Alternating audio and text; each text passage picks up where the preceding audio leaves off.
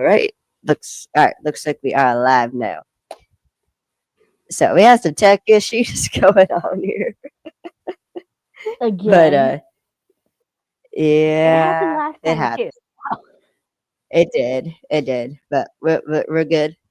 Uh, so welcome to a new episode of Films and Fandoms. I got Alex with me, and today we are going to be talking Leverage, Season 2, Episode 11, The Bottle Job.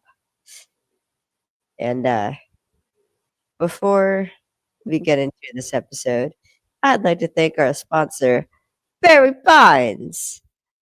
You can listen to Prairie Pines and Bigfoot Country 102.1 WIFT at lovemybigfoot.com or the Love My Bigfoot app from 10 a.m. to 3 p.m. Eastern Daylight Time on the weekdays. And you can thank our sponsors, or you can thank our Prairie Company Napco.org, also kind of our sponsor. And if you want to support the podcast, you can buy us a coffee on Ko-Fi. The link will be in the chat if you would like to donate to the podcast, because it takes a lot to run this. So yeah, if you want to support the podcast and me and Alex's content creators, we'd be very appreciated and might get a shout out if you do. Yeah. Oh my god. Hang on 1 second. I gotta yell at my cat. Go get now.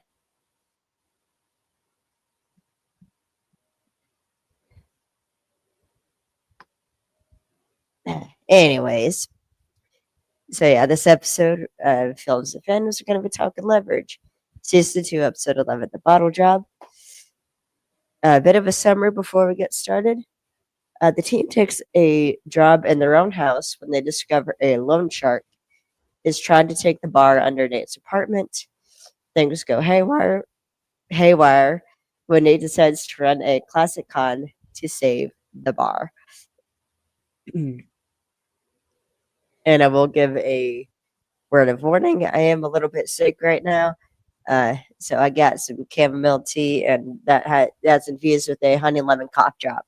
So, and I got Vicks vapor rub on my chest. So we'll see if that works. But the director for this episode is our good buddy, uh, Jonathan, aka Frakes, aka Two Takes Frakes. And the writers for And this episode are you know, if Breaks is involved, it's gonna be good. yeah, this is a Frakes the episode. You know it's gonna be good if it's a Two Takes Frakes episode. Of course. And the writers for this episode are John Rogers, Chris Downey, and Christine Boylan. So before we actually get into the actual episode, I want to point out that this episode is a bottle episode. Sorry.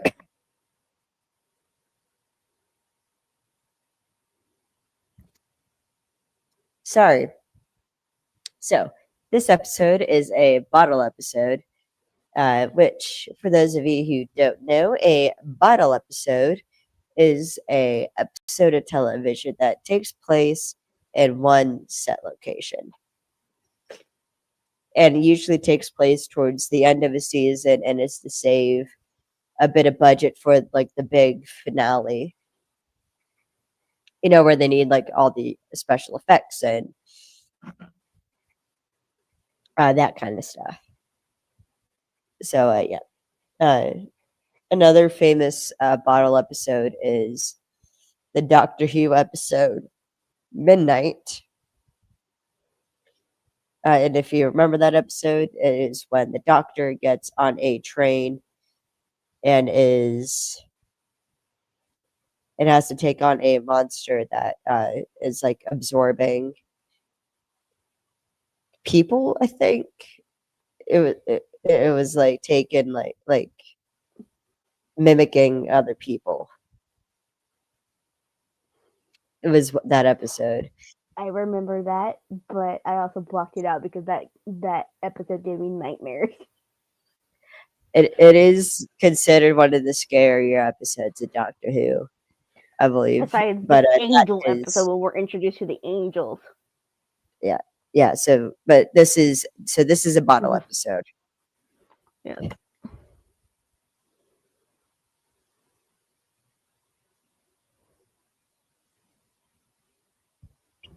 Okay, maybe doing this podcast sick wasn't the best idea, but we are gonna push through. So we start this episode off at an Irish wake. So there's like wake at the bar. We have patrons. Uh, they're drinking, they're celebrating. The owner of the bar, drop a Corey.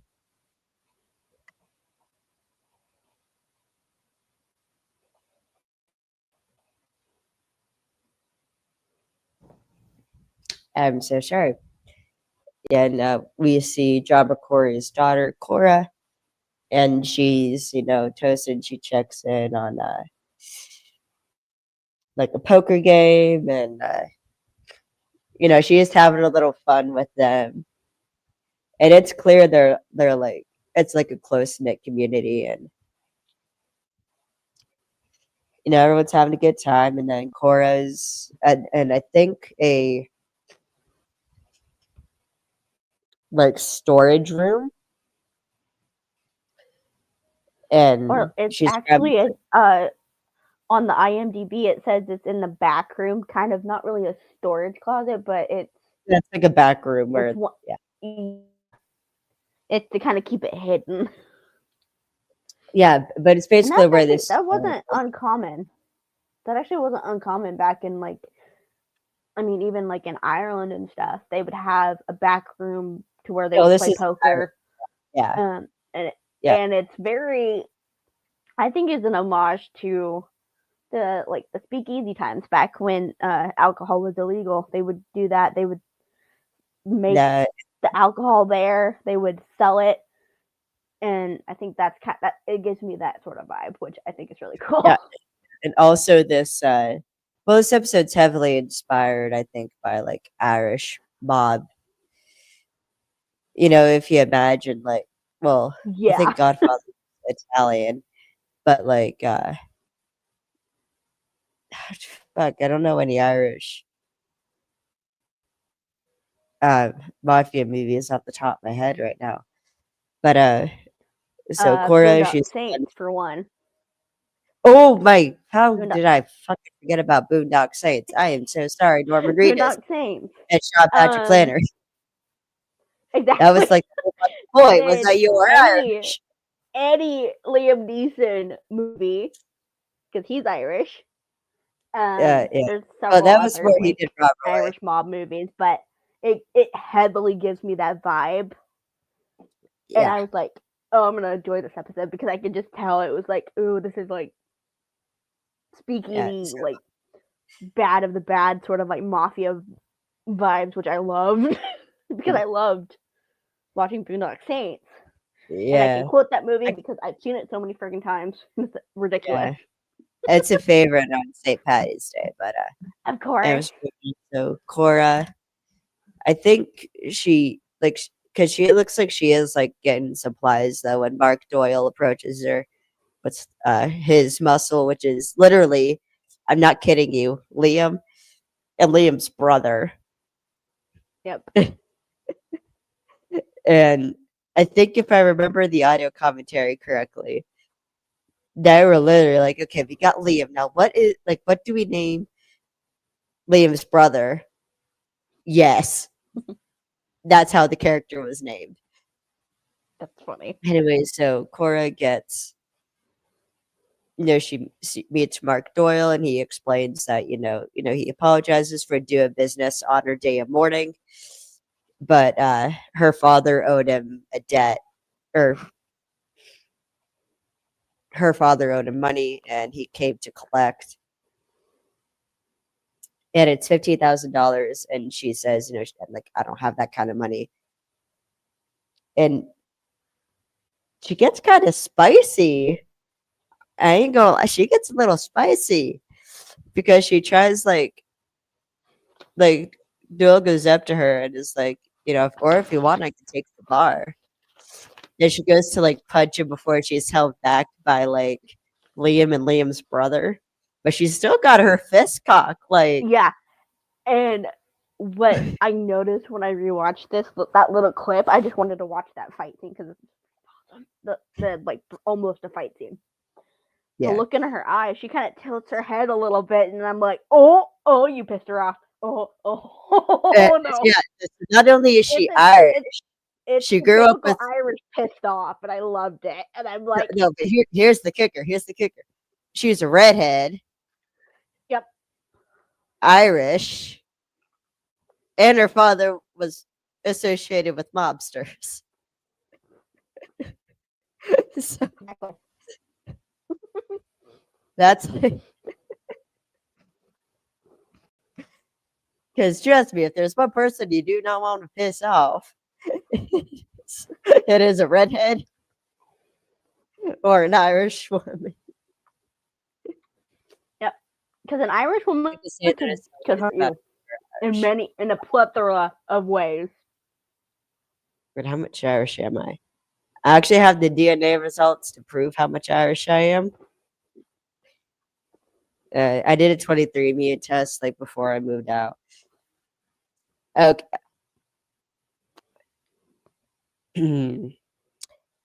Okay, I'm 2% Irish. That okay. That I'm kind of embarrassed now. Moving on. Anyway, so Doyle's starting to take the pub. He gives her 2 hours to get herself together, get the money, and then he's going to be leaving. So Nate's got to explain what an Irish wake is to Parker. And I also know what one is because recently I actually had a good friend. He's actually was a part of NAFCO. Uh, he ended up passing away.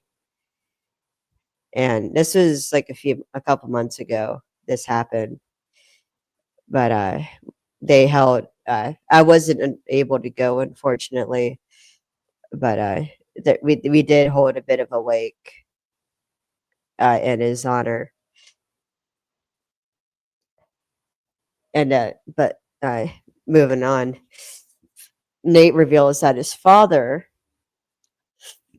uh, used to run he used to go to the bar a lot, and it was a thief bar. Corey's was a thief bar back in the day, and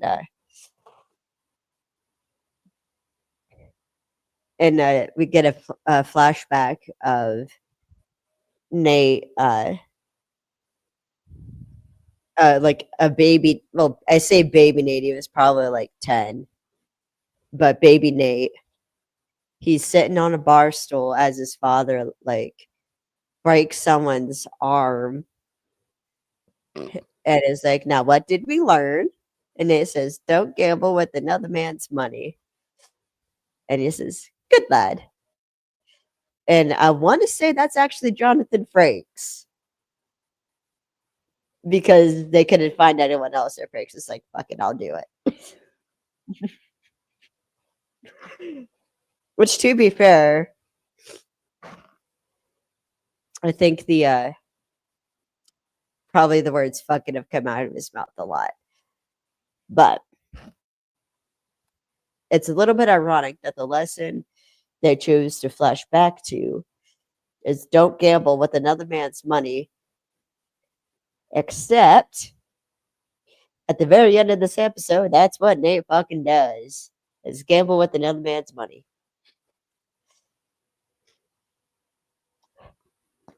So we're moving on. So Elliot finds the irony that Nate lives above a thief's bar. And I like how he words it because it's like, okay, let me get this straight. You quit conning, and like you quit and yes, stealing. okay, to go back just a little bit, you said that Yes, the sorry. voice Go on. you said that the voice uh of No, young I Nate's think like the person, dad, like the actual like yeah, person that breaks. So yeah, the um voice. but yeah, the voice, and because I remember video commentary back when my other laptop was working. It was Jonathan Frakes. It was just his like shoulder. They showed from the down. Hmm. But the voice is Jonathan Frakes. It is Frakesy, Yeah, it is which I Frakesy. think is so cool. Yeah. I love that. What's weird is I recognized it. I recognized his hand, just his hand. He's got a very distinctive hand. Okay, I had to. I had to make that joke. All right. So sorry. So moving Yay! on. I made So you chuckle. yeah,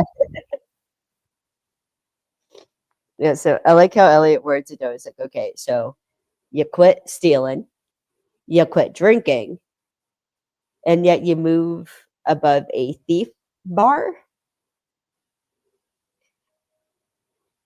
And Parker's like, "Yeah, like, that makes sense. Why does that not like?" But it's also the idea that because I think the reason why though Nate moved above a thief bar is the Catholic guilt because he's essentially punishing himself. Yep. He's Yeah. punishing himself for I don't know what sin, but he's punishing himself by essentially denying himself his old vice, well, his vice, which was alcohol, and he like shrouds himself in it to like punish himself. And so, and Nate, Nate starts explaining, that his father ran numbers and that he points out like the exact stool his father used to sit on to like cold court. And then Cora comes in and she's all like pissed off. Like she like I think takes some money out of the drawer and then hands it to him. And what's funny is Elliot is kind of looking like redheads. They burn the Of hottest. course. Which I'm like, Wait a minute. which immediately Elliot needs to get smacked upside the head with the damn newspaper or the back of the head. For one, two, Elliot's I just reaction, realized. I just realized something. huh? Well, one, the fact that you just said get him smacked upside the head. I was like, gip slap. Oh yeah, And then mm, the fact that the guy that is playing are playing Doyle. The mm-hmm. fact that he was Oh, on Alan. His name's Alan Smythe, by the way. But yeah, y'all, he's actually Irish, which is awesome, which I love. And yeah, he was on NCIS. I didn't And know who that. was the lead? Who was the lead guy in that? Mark Harmon. Give What was he famous for? The head slap. is yeah, That but makes it's me so happy. yeah, I like this next line. It's funny because Nate immediately looks at Elliot's like, no, like she's like my niece, and Elliot's like, but she's not like your daughter though, and it's like she's like my niece, which means I don't want you to like my niece.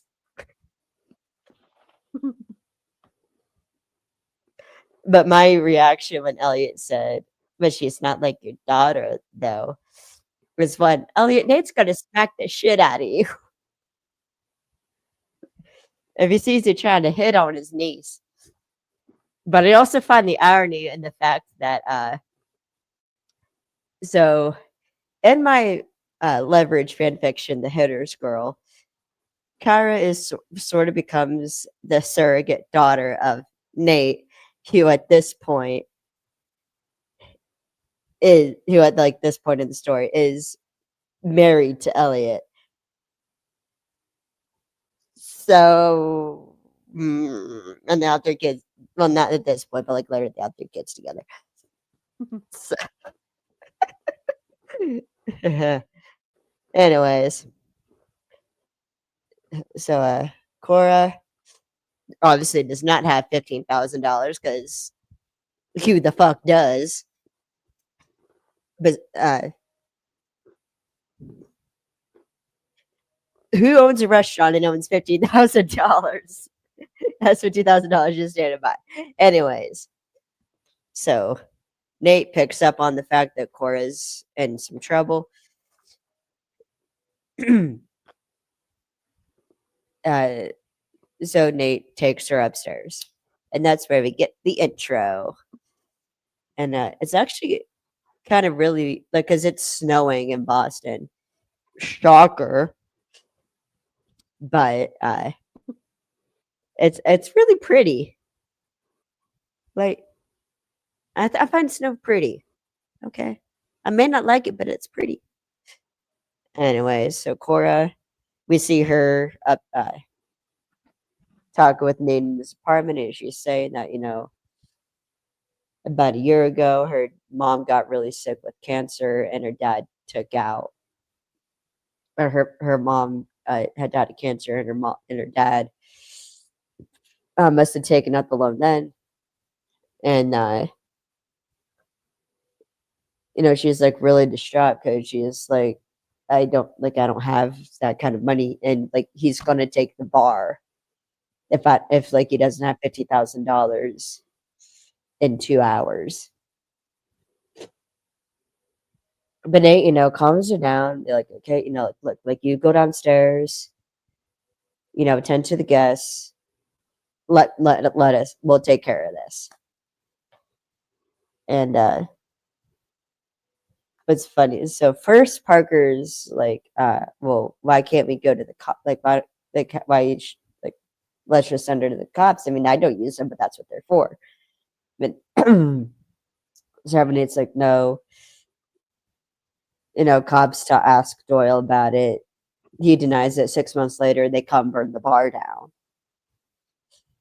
And that's assuming that Doyle doesn't already have someone on the payroll. And then, of course, Elliot has a valid solution of going down and busting in his kneecaps as you don't collect debts at a week. And there is a blooper. You might know it. There is a blooper if you watch the season 2 gag reel. And this particular scene where apparently where Kane kept doing different phrasing, like like go down, like break his arm off and beat him with it. And then I know the one favorite one was like, you want me to feed it to him? and then the other one was like, what? Hardison fists him, and then you just see Aldous hold up his middle. Yeah, but it's just so slow. It's just like, he's got a look on his face. He's like, oh, boy, if we weren't on camera, I'd come over there and choke you. I want to see. I want to see the bloopers that didn't make. It's a brotherly dynamic right there. They're still like brothers to this day, which I love. That's a brotherly dynamic, and I love it.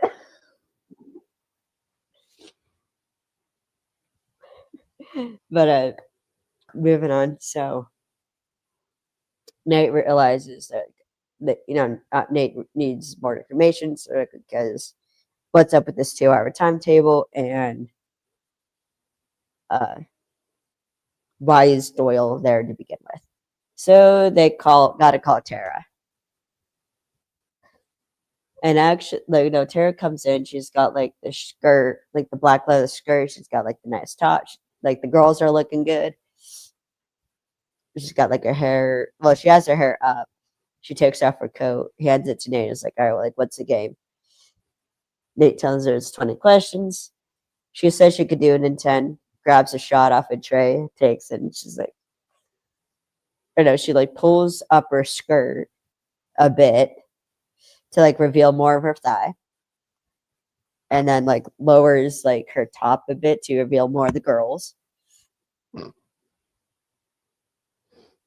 And she takes a shot of what probably is probably like whiskey on the glass, and then she holds the shot glass and looks at it. And she's like, "I'm Trish, and I'm lonely." And she goes to sit at the bar because she's doing the whole lonely blonde routine.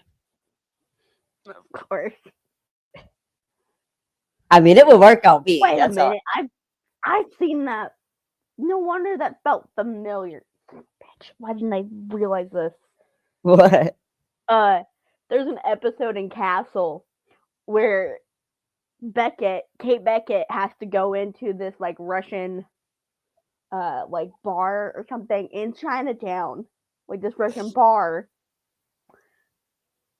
And that's what she does. She takes off her fucking pants and pulls her top down to make it look like a skirt and unbuttons the top, pushes up her boobs, takes her hair down, and walks out. And Castle's just staring at her like, "What the fuck?" And she goes, "What?" And Kinda, see, this is I have to only kind of something sneak in. women. This is something women can do. Yeah, By the way, it's like it's similar, and it's like it's funny. It's funny to me because the look of confusion for both, like as this is happening, they're and I love that. I just made that connection. I was like, wait a minute, this feels familiar. Oh. yeah. Yeah. So moving on. So Tara, she goes to the bar, orders a shot of Jamie on the rocks, and which is Jameson. She's ordering Jameson whiskey on ice. Of course, Doyle immediately walks up to her and is like, "That's only a little bit Irish. How would you like a whole lot of Irish?" Which I'm like, "What the? Yeah." Gross. And what's funny, Tara acts all into it. She's like, "And what do you do?" And Doyle's like, only an American would ask you your occupation before your name. That he It like makes me kisses. want to take one of these to his kneecaps. And yes, this is a Valid, mini bat. valid. I had to. I had to bring out a prop. I'm sorry. I had to. No, no, we love props. So, what's funny is Doyle starts playing up what he does. Be like, "Is I'm the VP of Oversales Expansion." Of course, Tara's all into it. Parker lifts Doyle's passport, and Elliot like scans it, sends it to Tarzan, being like, "Oh, he just has cash and an ID." So, I know a thing or two about passports because I still see them every day. And I used to work for an international airline, which means we had to check all kinds of passports, including uh, international passports. So now this was around like 2009 when this came out. So yeah, when I was working, this was the case. So Irish people, when they have a passport, it will say United Kingdom of Great Britain and Northern Ireland. But I don't think the passports nowadays say that because Ireland broke away from the EU.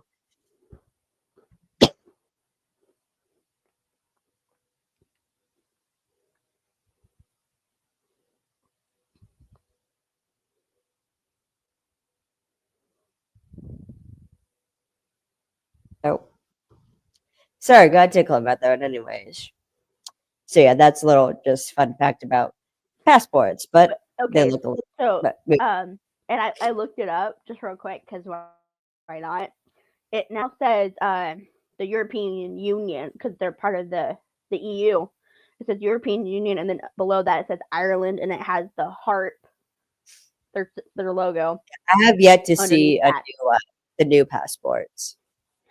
Yeah, this is the new one, and it's red. It used to be blue, Mhm, but yeah, now it's red, like mhm. a burgundy. It's actually really pretty. No, yeah, Our passports suck. funny. Yeah, they do kind of do. But what's funny is I've gotten so used to seeing passports that I can usually, if you just show me like the color of the passport, I can identify it. Usually. But moving on. So Hardison says that he can't find anything on Doyle. You know what's funny though, and I find this interesting. Doyle kisses Tara's knuckles and was like, "I'm a loan shark." And what's funny is, for a second, Tara just looks stunned, and I can't tell if she's acting shocked or if she's genuinely shocked that he had the balls to just say he was a loan shark. Jesus, maybe a little bit of both. Possibly. But what's funny is though is Doyle says, as my dad says, we pick up where the law leaves off. Which, if you remember, in the two horse job, that is what Nate tells Sterling. We pick up where the law leaves off. And what's funny is Hardison glares at, like, kind of like glares at the camera because he's like, "What the? Did I hear that right? Like, why the fuck? Like, what? Like, what is happening here? Like, what?" There's obviously some connection here because why would Nate be quote something like? Why would is this person quoting Nate?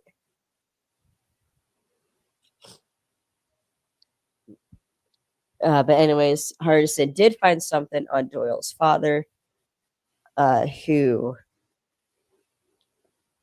started the loan sharking business after making bombs for the IRA. And if you watch the music video for the or for Zombies by the Cranberries, that's all you really need to know about that whole situation. But Doyle reveals he is expanding into his father's business into Boston, and he's going to show dad it's like kind of profitable. And we also find out why Doyle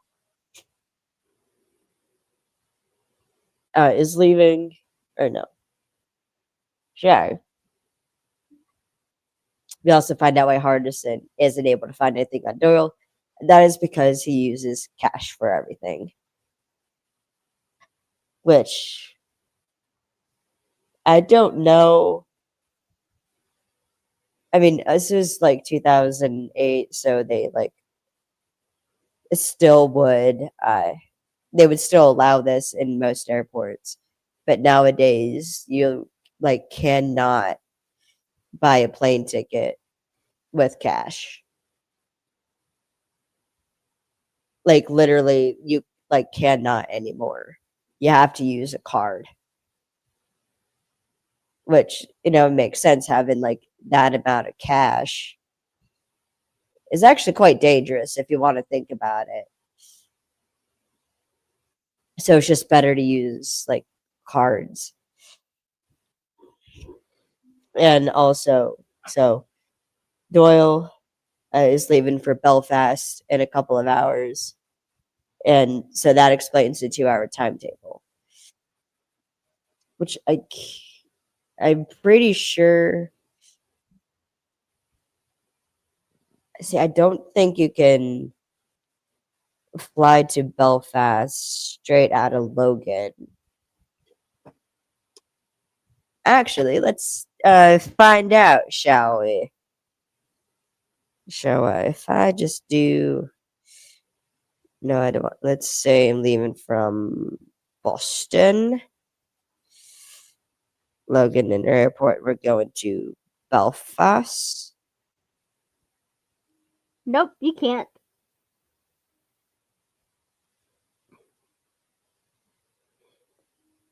You have to Just go to. You have to fly to Dublin first. You can go to from Boston to Dublin and then to Belfast. this is probably December, so we'll just do that.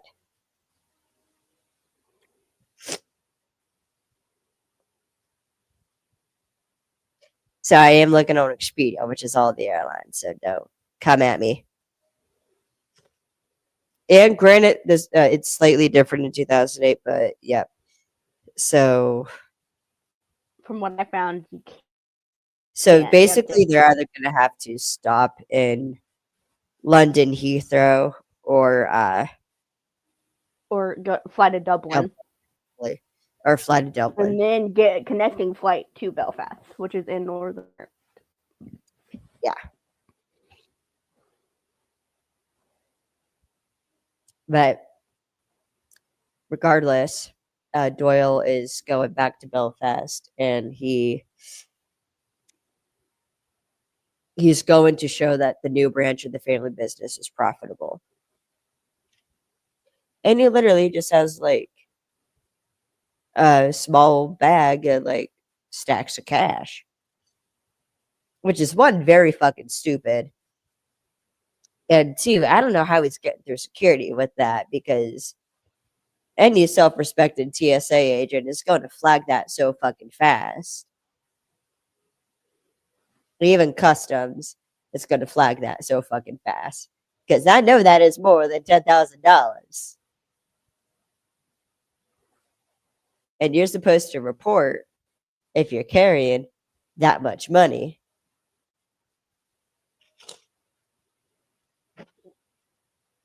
Because then you got to pay the tax on it. So, like, I don't know how Doyle was exactly expecting to get it out of Belfast or out of Boston, but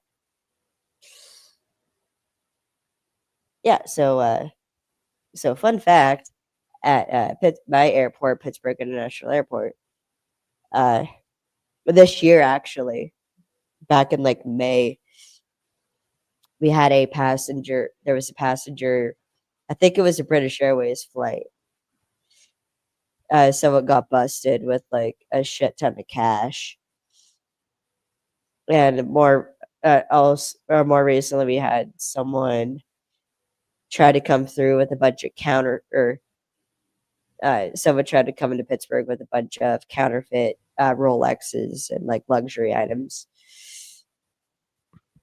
And there was also another passenger on no, I forget which one the money was. I don't think it was British Airways, but there was another uh, British Airways flight where someone tried to smuggle it like 50 pounds of weed through customs. So, and to be surprised the amount of guns that tried to get through. But yeah, you can look up news stories. So So yeah, unless you're another like an air marshal or if you have a well, you like wouldn't be going through TSA if you're an air marshal. yeah, you would have like basically a get around. Um, Yeah, you'd go through the but yeah, no. like I'm saying like or like with like law enforcement people, like law enforcement officers who are flying from one place to the next, and they have their service weapon on them. They have to put it through the conveyor belt, and they Yeah, have to yeah, have a yeah. permit for it, and like all the paperwork and everything. So be smart, don't be stupid. Yeah, and check your freaking carry-on and personal bags before you fly. Yep. All right, because TSA will not buy the excuse Oh, of one thing my oh, brother got busted for was shaving cream in his bag. That's the one thing he got busted and had to leave behind. yeah. I could can too big. Yep. It wasn't the little bottle, it was the about this big. And Yep. the guy Yep. goes, "This would explode on the aircraft. You know that, right?" And he goes, "I'm so sorry." My brother was so apologetic. He's like, Shaving "I'm cream, sorry, I they're messed just up." gonna laugh at like, they'll take it, but they'll just laugh about it and generally not like Yeah. however, And he if you even bring a gun through if you try to bring a gun through but TSA, what was you'll funny get was called out he and handcuffs. he even I will said promise that you he's like, "You know you could have put it in a smaller bottle. You could have squeezed it into a smaller bottle and not had this problem." if they sell a And my small brother goes, it's a "Oh, shame. I didn't think of that. Like the little carry-on bottles, you could have sprayed it in the bottle and had it Mhm. like in like the three Yeah, ounces that you're allowed to yeah, carry on. yeah. The point of all this is, Be uh, smart. Don't be an idiot." yeah, yeah, and don't make sure you check your bags before you start packing your shit. Yep.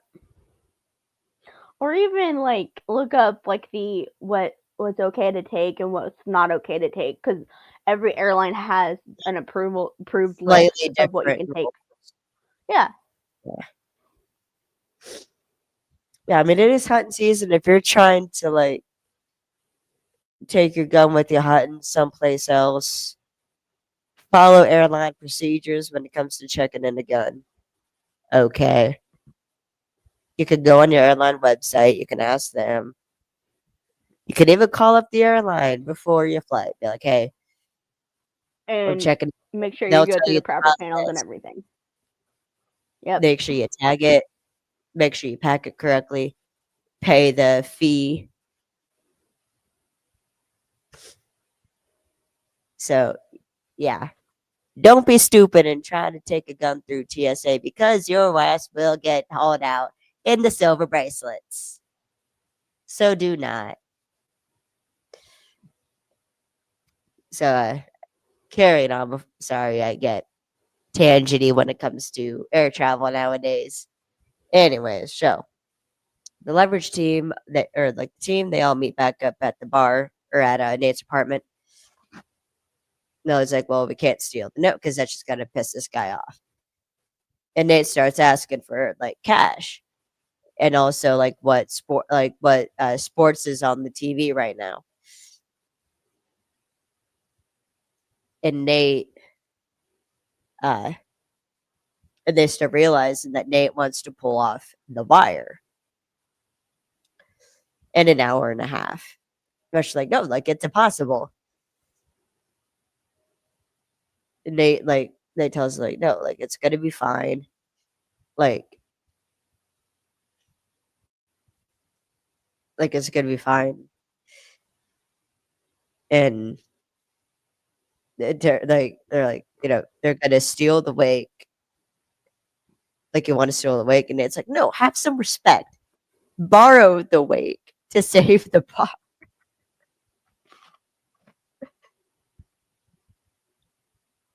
So yeah, so Nate goes down to the bar, tells her to send you to sorry. Sorry.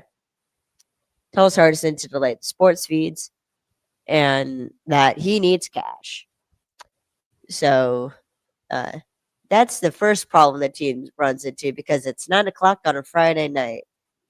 Banks aren't open, and ATMs got a withdrawal limit, and Hardison doesn't have his skimmer to gank the ATMs to get more cash out because he got rid of it. He hasn't used it in months, and they've gone straight since then. I know it's like we've been the good guys longer than that. And what's funny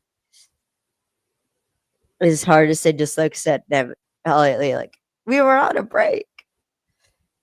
Uh, we're just like as Hardison and Ross from Friends says, we were on a break.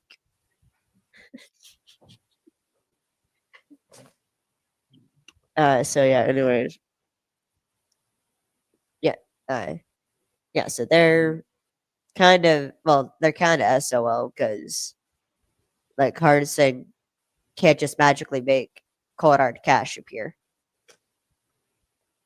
But they got an emergency fund, which and it's kind of telling if you notice where they've placed the cash. Elliot has it under a table or under a in the sofa, so he like cuts the sofa open, takes out the cash. Parker just dumps out a bunch of cereal, which makes sense because she's always eating cereal. And Hardison goes to cut up old Nate. Parker's like, "Whoa, hey, like what you doing?" Hardison's like, "Oh, you think you kept old Nate around for sentimental reasons?" Parker's like, "Yes." Turns out Hardison has some stacks hidden in old Nate. So that's why he saved it. If you remember from the first David job, when they go to before the office blows up, Hardison insists on taking old Nate out. That is why. So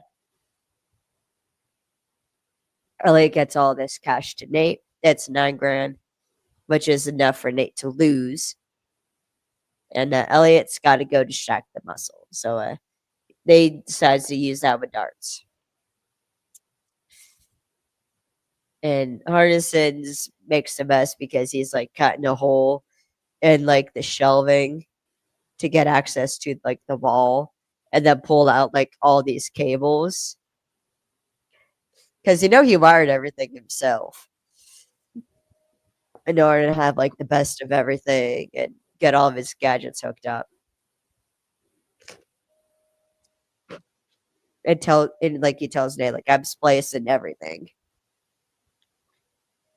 to because they need him to delay the TV feed. So Nate goes up, and what's funny is he kind of like wraps his arm around Tara, and Tara's like, "Oh, great, like it was good meeting you, Mark." And then she like leaves off, kind of like pissed off, and Doyle is all pissed off. Like, thanks a lot, you Goldie. I was making some headway there. And Nate, of course, offers to buy Doyle a drink to smooth things over. He pulls out a bunch of cash, pays for the drink. And then Nate introduces himself as Jimmy Ford, which is his father's name. Coincidence? I think not. Anyways, Nate sets himself up as like a rival loan shark, and Naoil kind of tries to get Nate to drink. So Hardison delays the only sports that's on TV is a basketball game. Hardison delays that by 20 seconds and is now telling Nate what happened so he can bet. Tara needs info from the bodyguards, but she got burned. So Parker's got to go in. And Nate gets Joel to bet on the game, and he's consistently losing, which is the point. So Elliot goes to deal with the muscle by showing off in darts and buy some beers. And in an interesting move, I don't think I've ever seen in a pickpocketing scene, Elliot smacks Parker's ass. And then she goes around and starts smacking Liam and Liam's brother's ass. Be like, "Oh, you like that?" And they're just all like laughing. They're like laughing about it. Which, by the way, it's not funny. Smacking women in the ass is generally will get your ass beat. The only exception will be if you are married and it is your love and you like got blanket consent to smack your lady on the ass. But that is the only exception to the rule. Do not be. Hey, remember the house rules, people. Remember house rules. Rule number 7: don't touch the women. All right, but they can grab whatever they want. All right, now moving on. So Parker goes back to the apartment. She's got cell phones, wallets, and a ledger, which Tara starts decoding. And Doyle kind of pressures Nate into taking a drink because he's like, "Oh, you too good to drink with me," not realizing that like Nate's a recovering alcoholic, but unfortunately, but Nate does relapse, and you can see everyone freezing. And then once Nate takes the sip, like they're all like looking like seriously. I mean it because it's not good. And it's interesting if you look at Nate's face, is as soon as he takes the drink, he regrets it. And Elliot just kind of looks at him like, really? Which causes Nate to drink more because now he's regretful and guilty, feeling guilty, which is what caused him issues before. So moving on. So Hardison moves him on by saying he's trying to get a GPS point of like an office or something.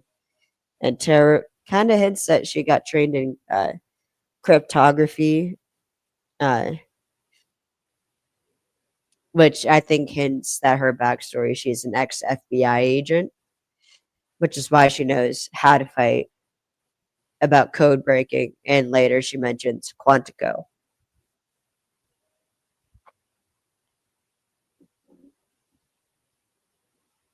And so Hardison keeps like reading off like what happens in the game so Nate can still bet and drink. Tara cracks the ledger and Hardison its names and addresses and Hardison looks them up and it's other people that Doyle gave loans to, which is like some guy he had to put his mom in a nursing home, a mother who had to probably get help for a special needs child, and that like and realizes that Doyle's in this neighborhood deeper than he thought. And then Hardison says like the last bet of this game, which is that Boston wins 3-pointer. And it's all tense because Nate, he kind of delays the bet. And of course, Hardison's like, Nate, place the damn bet. So Nate places the bet that Boston wins. Nate ends up betting the marker and ends up with the money, which means he has successfully pulled off the wire in an hour and a half. So they're all celebrating.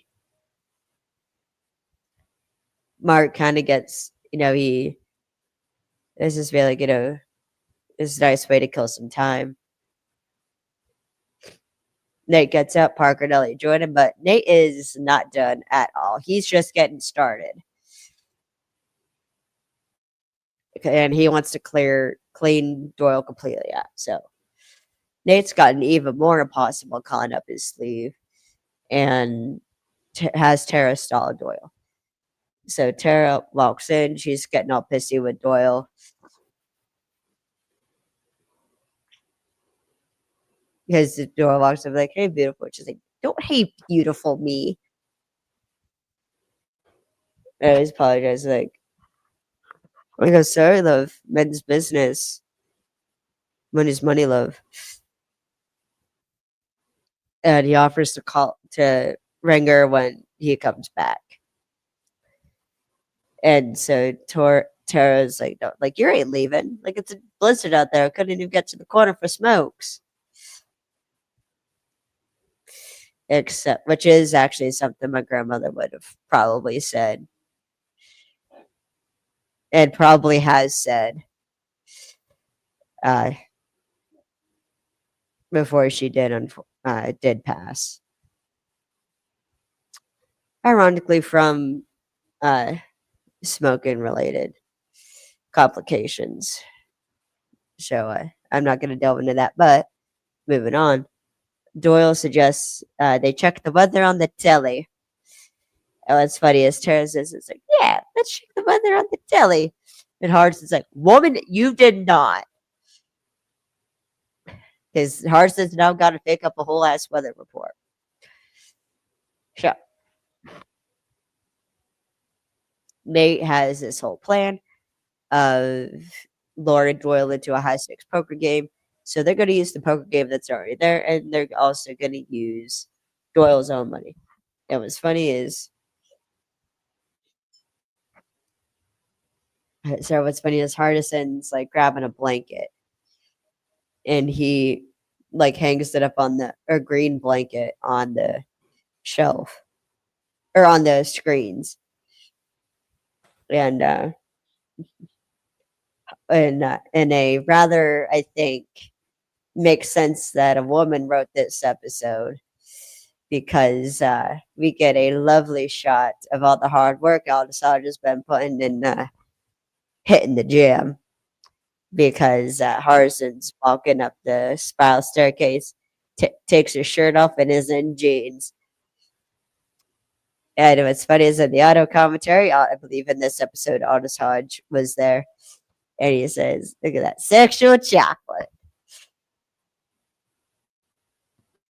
And what was funny is I showed this episode to my mother, and she also said, "Ooh, like that's some fine chocolate." I was like, "Mom," but I was also like, "Okay, that is fair, Mom. I do like But me yeah, some chocolate." when I watched this episode for the first to that part, I was staring at my screen. I'm like, but damn, I went all Somebody's shades of red. trying. I'm like, boy, who you trying to impress with them guns? Put the gun show away. Oh, but you know what? You know the Sabrina Carpenter's song, like "When Did You Get Hot?" Yep. See, I imagine, like, I think pretty sure someone already made an edit of this, but it's like if you take like young Hardison or like Hardison like season one or like that particular scene because he's a fine ass man, and then put him in redemption era because his redemption, like, I don't know how that motherfucker did it, but he got hotter. I don't know how he did it.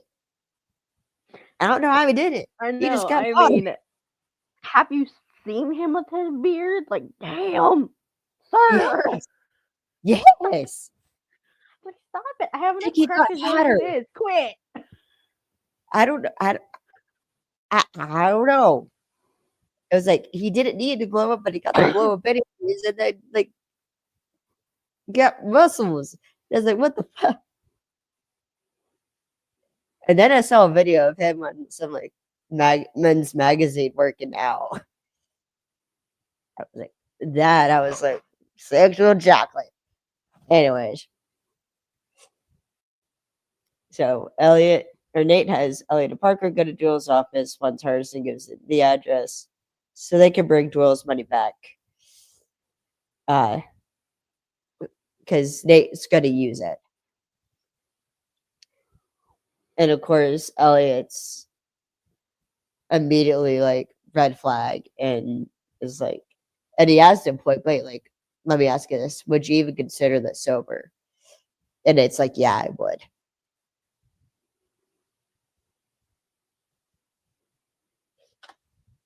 And Hardison somehow pulls off the fastest quick change I have ever seen. And I say this as a theater kid because, and if you think probably like 5 minutes, he has run up the stairs, changed.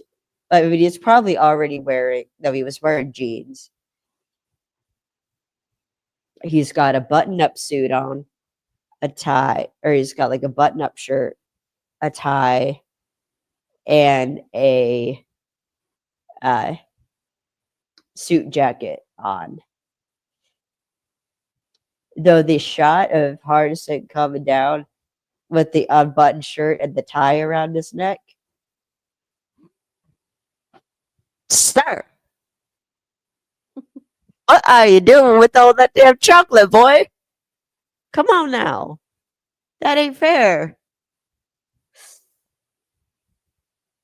And so, anyway, Hardison is able to pull off this weather report, say that it's a blizzard outside and like there's going to be no flights coming out in and out of Logan for a couple hours.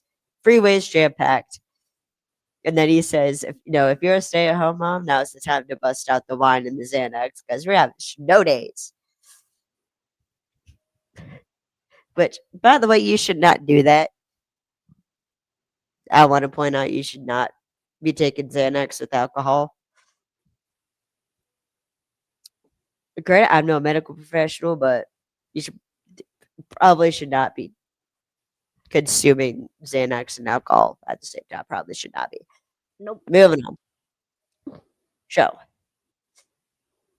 Nate, and of course, Harson's bitching about all this, which to be fair, I would be too. But Nate then prompts Tara to tell Doyle something. And this is this scene I find funny because she's like, or she says, you should have played with me instead of Jimmy. Like you wouldn't have gotten cheated that way. I was just trying to order a rum and coke, which is kind of my drink. And what's funny is he like grabs her arm, just like, "Oi, explain." And Tara's like he played you. Like he does all this tourists, and she's like, the crappy like cable bar TV has like a buddy text him.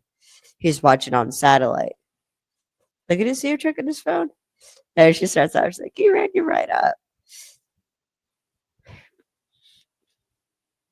And Tara kind of gets a little seductive here. Because Joel's like, why didn't you tell me? And Tara's like, men's business. You hurt my feelings. Which, to be fair, I'd be falling for this too. I'd be falling for this. Yeah, what's funny is, and I like, this line is probably, ironically, the swooniest line out of a Mark probably ever. Because Mark said, or Doyle says, like, stay right here. I'm going to go kick his ass. And then I'll be back. Or maybe hurt your feelings a little more. Which I'm like, hello, book talk. That I'm surprised that scene has not gone around book talk yet. Because you know how many women specifically would be like all over that whole Irish mafia. You know how many like mafia romance books there are? A lot. Mm-hmm. But like, you can't tell me that like didn't do a little so. It's like,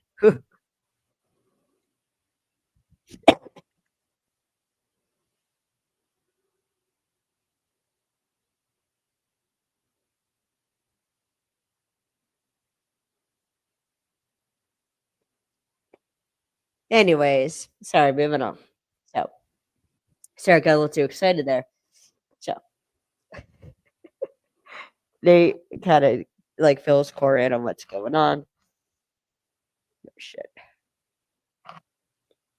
And Doyle, they're not going to cheat Doyle. Doyle's going to cheat them. And Tara then like runs up to Doyle. It's like, no, like you can't go in there. Like he's playing cards. It's a protected game. And Tara tries to give like she's like, buy Trishy a drink at the bar. Trying to like be sweet on him.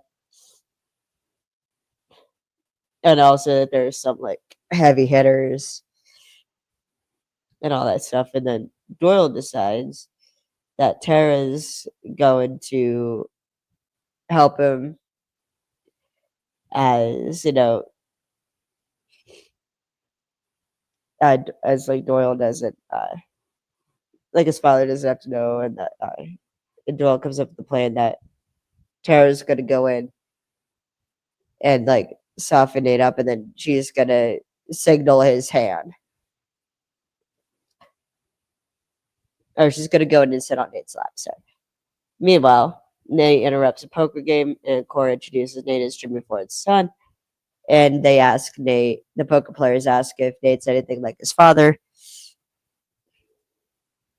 And Doyle is convincing Tara to do all this, and she negotiates for 10%. And what's interesting, so he does like these hand signals where he's like, okay, we're gonna keep it simple. Tom, and he like makes a fist, was bad for me. George, and he holds up like four fingers, is good for me. And I tried Google, and Google did not help me.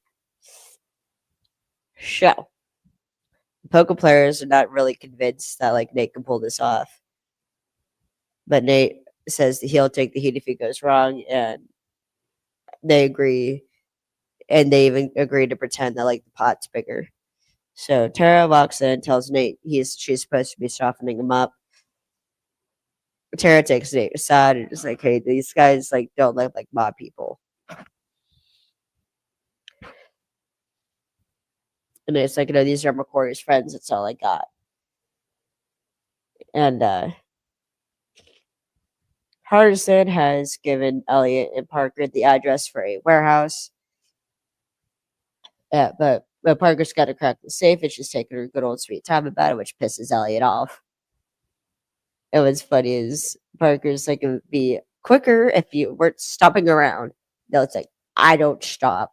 And then he leaves to go investigate because he isn't indeed stopping. So Nate, of course, is taking a drink. And Tara's like, she said you were a drunk. And it's like, oh, it's different this time. Like before, I used to think I was okay when he was drunk. Now I know I'm not okay.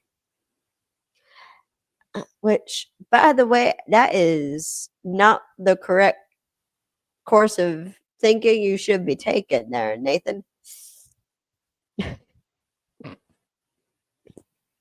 That's not how that works.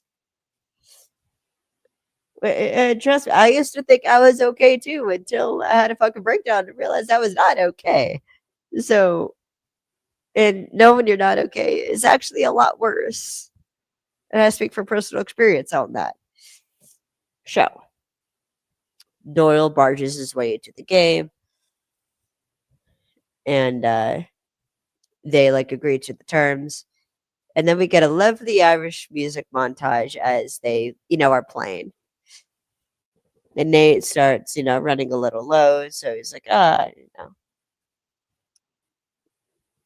like my niece will bring me some cash. I'll buy back in, no problem.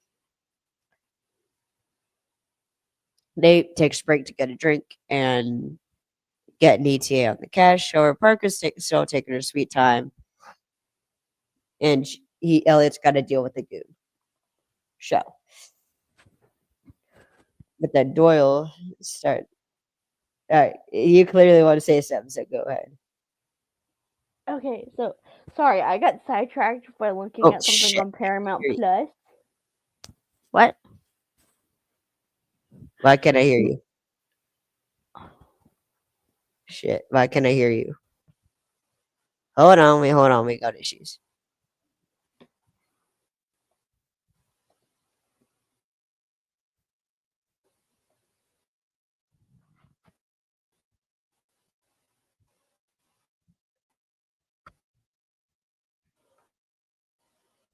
Contract. You can hear me, right? Oh, that's not what I wanted. You say you can hear me, but I can't. Try talking. Now I see you're muted.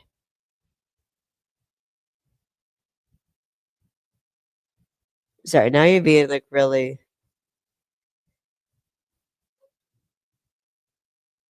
So why did you just muted? What? Okay, now you're not muted, but why can I? What's going on? What?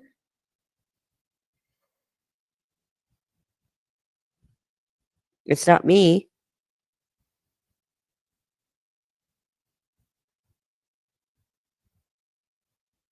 It's not me. I can't.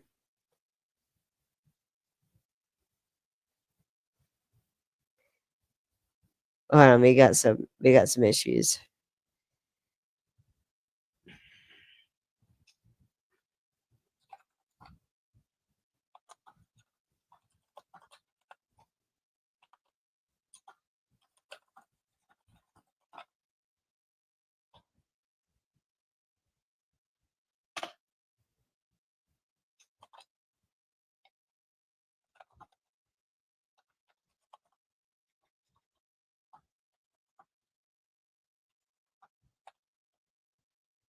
All right, so sorry.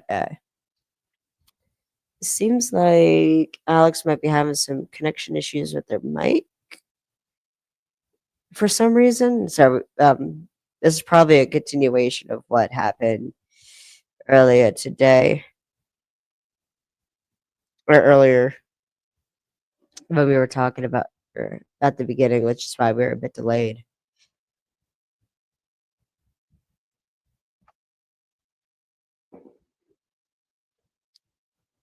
So, I mean, I guess. I guess I'll kind of keep going a bit while I. Oh, hold on, let me see. Okay, try talking, Lex. Is that Why can better? I hear? What? Check the No, I can't. Try checking your what your laptop like. You should be able to go on your like audio settings and see what you're connected to. Maybe that's the issue. Why?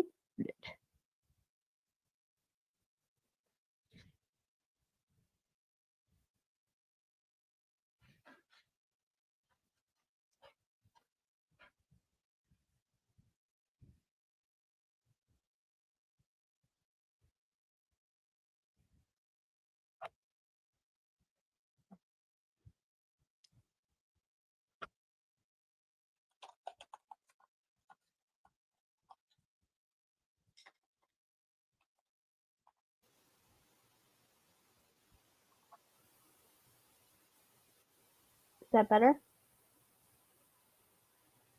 Can you hear me? Oh, I'm sorry. Having some issues here.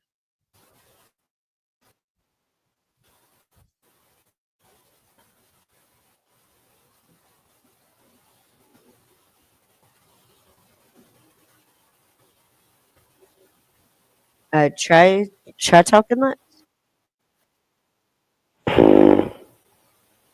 This.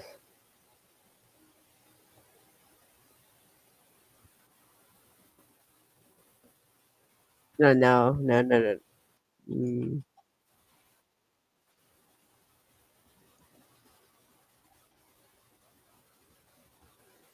I don't know what is going on. No, I can't hear you.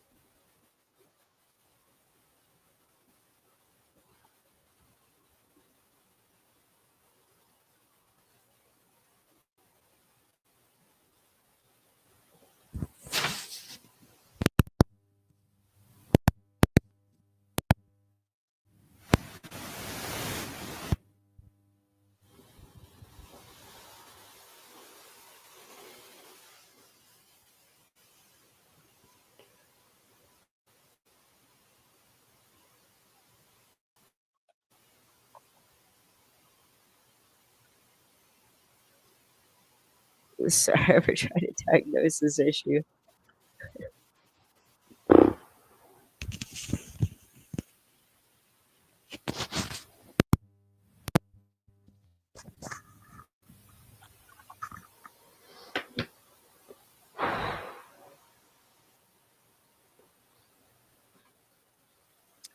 Oh, and I'm gonna be consulting professional help.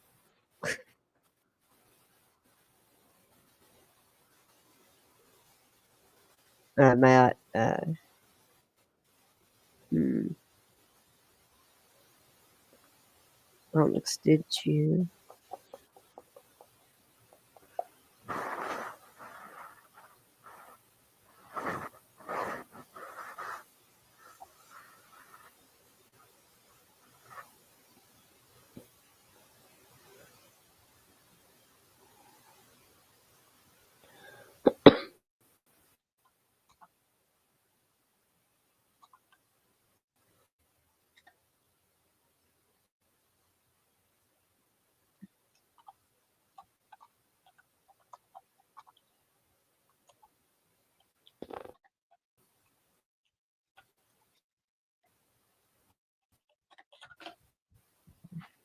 Oh, I'm so sorry, guys. We're still trying to figure this out.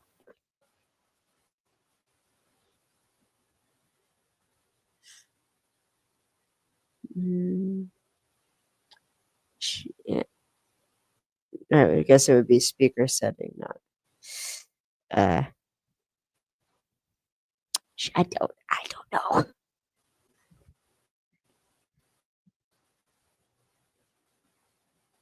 See, check. Is it something with like your laptop? Check like your laptop.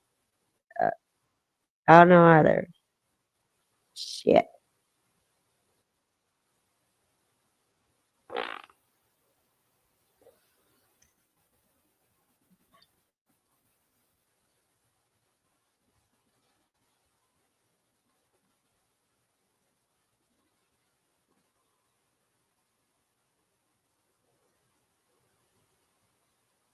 Yeah. Yeah, I guess.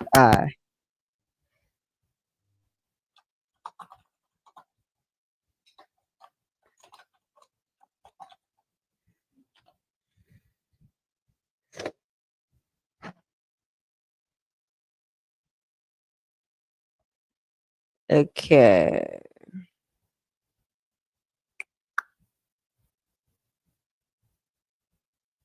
Now, is this how you did it? Okay. Can you hear me? Yeah. Can you hear me? I still can't hear you, and I don't know. But let me try. Let me try. You hit that, and then hit that again. Did that work? Try speaking Lex. Is that better? Can you hear me? I don't know what's going on. I don't know what I should do. Oh, and I'm consulting.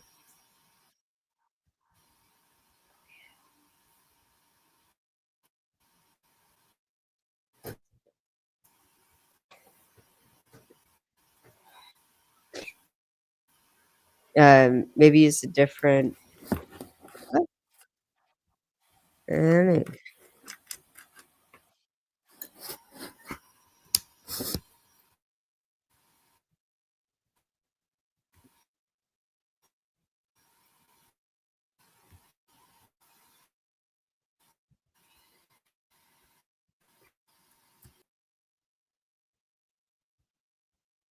don't know what to do.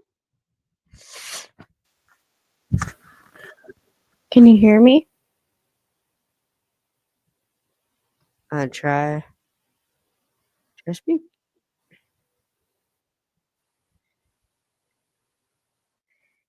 Okay.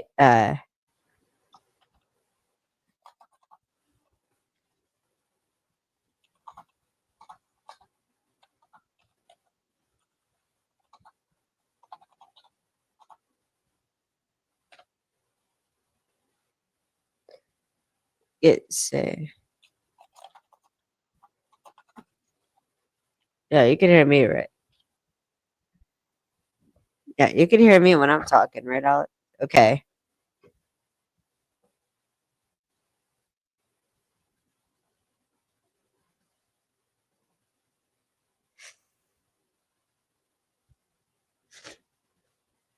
So you're probably gonna see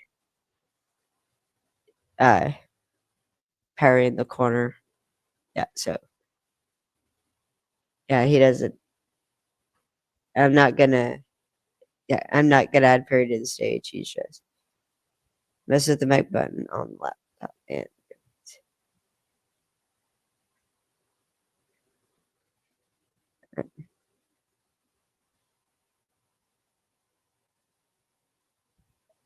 yeah, hold on. Sorry, Perry's investigating. See, I don't think it should be a stream setting.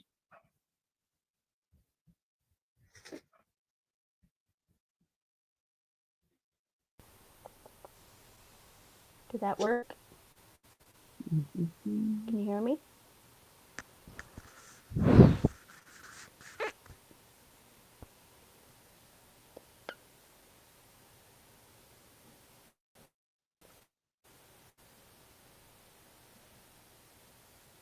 I'm sorry, I don't know what else to do. I feel like I already did all my fixes, so Perry's going to be investigating. Alex, can you?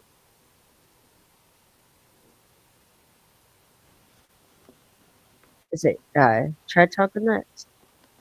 So I could hear her, by the way. Okay, so you can hear me? Yeah, I can I hear don't know you. what's going on. Yeah, here's your audio engineer Okay. piping in. So,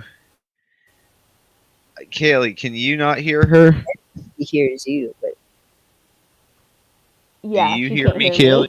me. I can hear you, Perry. She can hear you, I think. But what is this on my end? Fuck, why is it on my end?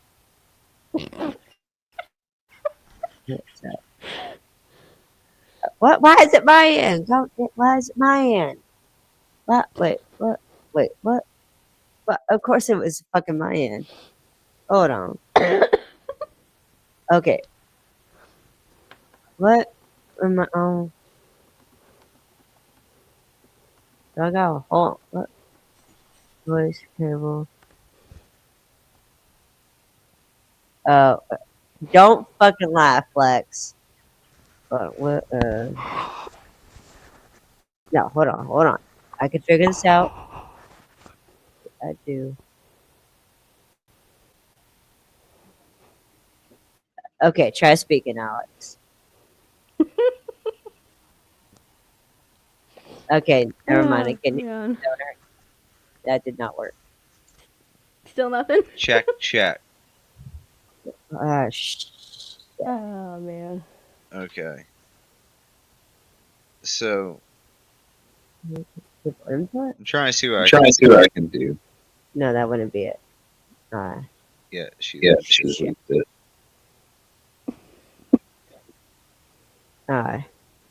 Okay, So try. your So you- output is your output going to like I don't know why.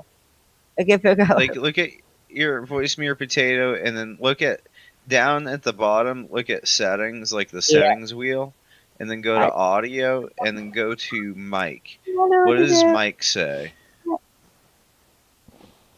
Shit. I'm sorry, guys. This is completely all my fault. Well, your show is going for a long time now. I know. Oh, what? Okay, so I guess she can't hear me, so why am I telling her instructions? I thought, look I don't at know. I don't know why it's wheel not my own voice. Made a potato. I mean, it's at cute output. bottom Why is it not? at StreamYard. Look at the wheel bottom of streamer. Yeah, I did. Got it. I did. Speaker.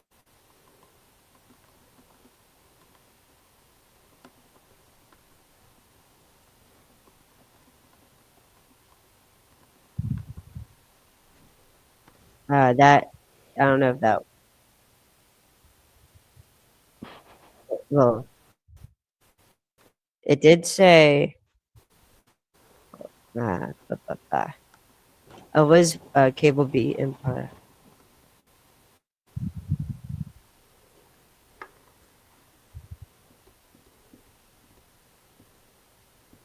Okay, cable B input.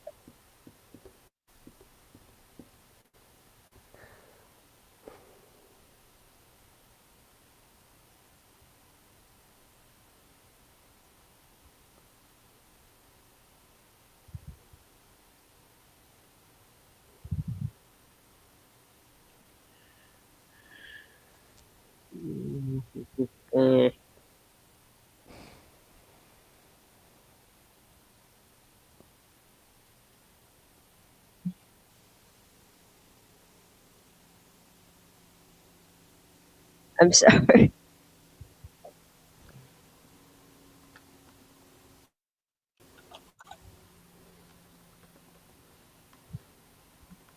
Okay. I'm gonna end, and we're just gonna pick it up again because I don't know.